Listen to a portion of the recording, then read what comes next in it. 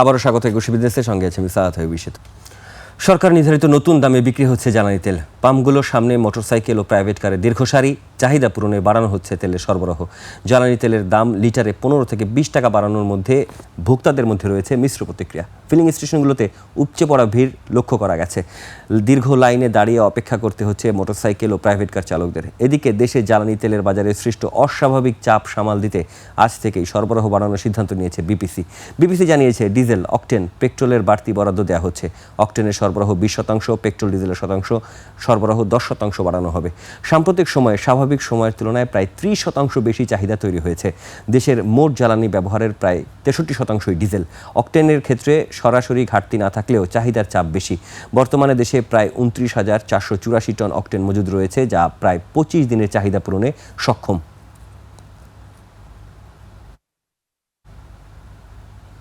Bangladesh real estate and housing association রিহ্যাবের নির্বাচনে সভাপতি পদে জয়ী হয়েছেন গ্লোরিয়াস ল্যান্ড অ্যান্ড ডেভেলপমেন্টের চেয়ারম্যান ডক্টর আলী আফজাল ও সিনিয়র সহসভাপতি আব্দুর রাজ্জাক।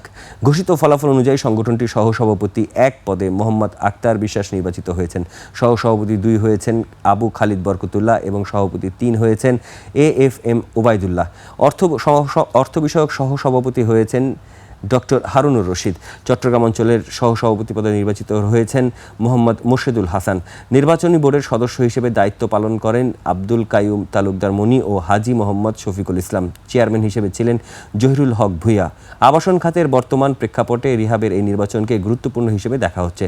নতুন নেতৃত্বের মাধ্যমে খাতটি নীতি সহায়তা, বিনিয়োগ পরিবেশ ও বাজার স্থিতিশীলতায় ইতিবাচক পরিবর্তনের প্রত্যাশা করছেন সংশ্লিষ্টরা।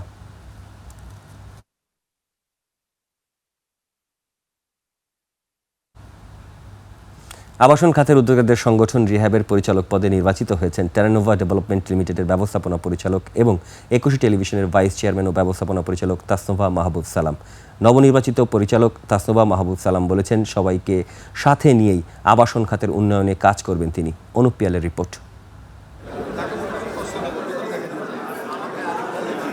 শনিবার সকাল 10:30 থেকে শুরু হয়ে বিকাল 4:30 পর্যন্ত সুষ্ঠু এবং স্বচ্ছভাবে একটানা চলে রিহাব নির্বাচন 2026 ও 2028-এর ভোট গ্রহণ।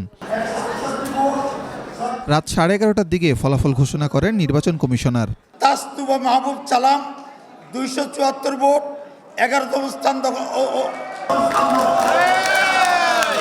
নির্বাচনে ঢাকা অঞ্চল থেকে পরিচালক পদে 274 ভোট পেয়ে বিজয়ী হয়েছেন টেরানোভা ডেভেলপমেন্টস লিমিটেডের ব্যবস্থাপনা পরিচালক এবং একুশে টেলিভিশনের ভাইস চেয়ারম্যান ও ব্যবস্থাপনা পরিচালক তাসনোভা মাহবুব সালাম। It's really wonderful. This is the first time though I'm participating, but alhamdulillah সবাই আমাকে সমর্থন করেছে এবং সবাই আমাকে বিশ্বাস করে ভোট দিয়েছে। এটা একটা বিশাল ব্লেসিং আমার জন্য। সংশ্লিষ্ট সবাইকে নিয়ে আবাসন খাতকে এগিয়ে নেওয়ার কথা বলেন তিনি। আমি যা প্রতিশ্রুতি দিয়েছি ইনশাআল্লাহ কাজ করব, রিহ্যাবের জন্য সবাই মিলে কাজ করব, এটা আমার তাদের খাতে প্রতিশ্রুতি দেওয়া আছে, ইনশাআল্লাহ আমি করব।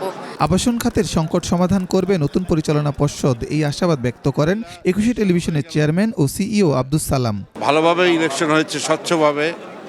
সো এখন নতুন কমিটি গঠিত হলো।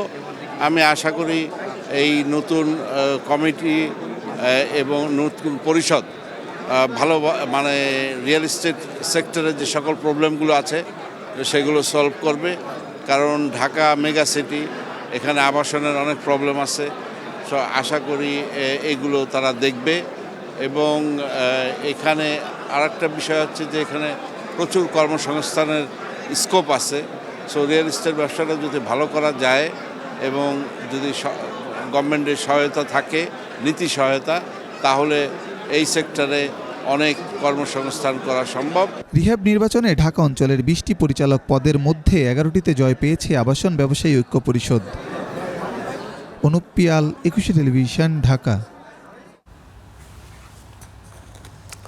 জ্বালানি সংকটের দিকে যাচ্ছি। জ্বালানি সংকটে খুলনা অঞ্চলের 10টি বিদ্যুৎ কেন্দ্রের মধ্যে 6টি বন্ধ হয়ে গেছে। অন্য যে 4টি উৎপাদনে রয়েছে সেগুলোর উৎপাদন ক্ষমতা অর্ধেকে নেমে এসেছে, বেড়েছে লোডশেডিং। খুলনা প্রতিনিধি আশরাফুল ইসলাম নূরের তথ্যছবিতে ডেস্ক রিপোর্ট। দক্ষিণ পশ্চিমাঞ্চলের ক্রমবর্ধমান বিদ্যুতের চাহিদা মেটাতে এ অঞ্চলে গড়ে উঠেছে বেশ কিছু বিদ্যুৎ উৎপাদনকারী কেন্দ্র, যার মধ্যে বিদেশি ঋণ সহায়তায় নির্মিত কয়লা ভিত্তিক রামপাল তাপবিদ্যুৎ কেন্দ্র পূর্ণ ক্ষমতায় উৎপাদনে রয়েছে। এ অঞ্চলের 10 উৎপাদন কেন্দ্রের মধ্যে জ্বালানি সংকটে বন্ধ Khulna 330 megawatt, Faridpur 50 megawatt, north West পাওয়ার কোম্পানির 225 মেগাওয়াট, মধুমতি 100 মেগাওয়াট ও রূপসা 105 মেগাওয়াট কেন্দ্র। Khulna 330 megawatt dual fuel power plant, এটা সর্বশেষ 23/8 চলছে।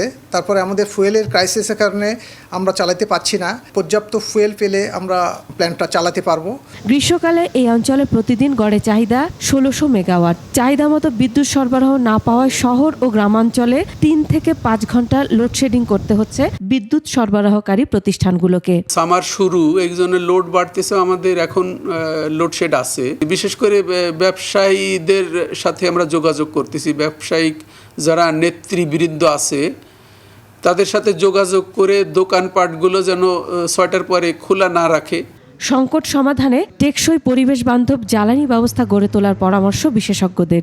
সরকার যেন নবায়নযোগ্য জ্বালানি, বিশেষত সৌর বিদ্যুৎ উৎপাদনের ক্ষেত্রে ব্যক্তি মালিককে প্রণোদনা দেন। খুলনা অঞ্চলে 10টি বিদ্যুৎ উৎপাদন কেন্দ্রের মধ্যে 8টি কেন্দ্র গ্যাস বা ডিজেল চালিত, বাকি 2টির একটি কয়লা ও অপরটি সৌরচালিত। Masum আলিসা, desk report, 21 television. দুর্নীতি, যুক্তরাষ্ট্রের সাথে বিগত সরকারের বাণিজ্য চুক্তি ও ভূ রাজনীতির কারণে জ্বালানি সংকটের মূল কারণ বলে মন্তব্য করেছেন সিপিডির সম্মাননীয় ফেলো ডক্টর দেবপ্রিয় ভট্টাচার্য। রাজধানীতে এক প্রাক বাজেট ছায়া সংসদে দেশে জ্বালানির উৎস সন্ধান, বিদেশি বিনিয়োগ নিশ্চিত করা এবং সাশ্রয়ী মূল্যে মানসম্মত আমদানির পরামর্শ দিয়েছেন ডক্টর দেবপ্রিয়। শাকের আরজুর রিপোর্ট। এফডিসিতে বাজেটে জ্বালানির নিরাপত্তা নিশ্চিতকরণ নিয়ে প্রাক বাজেট ছায়া সংসদ। ছায়া সংসদে দেশের জ্বালানি সংকট নিয়ে বক্তব্য উপস্থাপন করেন সরকার ও বিরোধী দলের বক্তারা। ডিবেট শেষে প্রধান অতিথির বক্তব্যে সিপিডির ফেলো ডক্টর দেবপ্রিয় ভট্টাচার্য বলেন, জ্বালানি সংকট মোকাবেলায় ক্যাবিনেট কমিটির সিদ্ধান্ত জনগণকে জানার সুযোগ দিতে হবে এবং সংসদে এই নিয়ে আলোচনারও প্রয়োজন রয়েছে।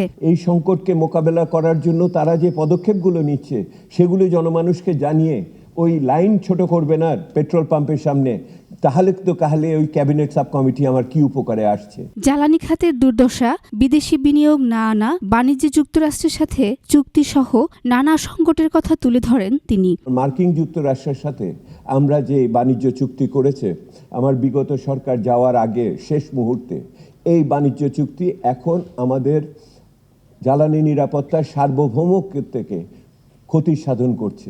দেশেই জ্বালানি আবিষ্কার, ভর্তুকি নিশ্চিত করা ও সাশ্রয়ী মূল্যে মানসম্মত জ্বালানি আমদানির কথাও বলেন দেবপ্রিয় ভট্টাচার্য। আমরা এই মুহূর্তে যে ভর্তুকি দিচ্ছি জ্বালানির ক্ষেত্রে, সেই ভর্তুকিরও পুনর্বিবেচনা করতে হবে। করের হার কমানো ও জ্বালানি খাতে সংস্কার সহ বহুমাত্রিকভাবে জ্বালানি নীতি গ্রহণ করারও তাগিদ দেন তিনি। এটা তো শেষ বিচারে এসে আপনার আমার মূল্যস্ফীতিতে আঘাত করবে। শাকের আরজু, 21 টেলিভিশন, ঢাকা। প্রায় 2 লাখ টন জ্বালানি নিয়ে চট্টগ্রাম ও মাতারবাড়ি বন্দরে ভিড়ছে একের পর এক জাহাজ। এর মধ্যে অ্যাঙ্গোলা থেকে 69,000 টন এলএনজি নিয়ে পৌঁছেছে পানামার পতাকাবাহী জাহাজ লোবিটো। জাহাজ থেকে আনলোড করা হয়েছে জ্বালানি। বন্দর কর্তৃপক্ষ জানিয়েছে নাইজেরিয়া থেকে আরও প্রায় 60,000 টন এলএনজি নিয়ে একটি জাহাজ 22 এপ্রিল আসবে। এর আগে অস্ট্রেলিয়া, যুক্তরাষ্ট্র থেকেও একাধিক এলএনজি চালান মহেশখালীতে পৌঁছেছে। এদিকে চট্টগ্রাম বন্দরে এসেছে 1,38,000 টন অপরিশোধিত জ্বালানি তেল।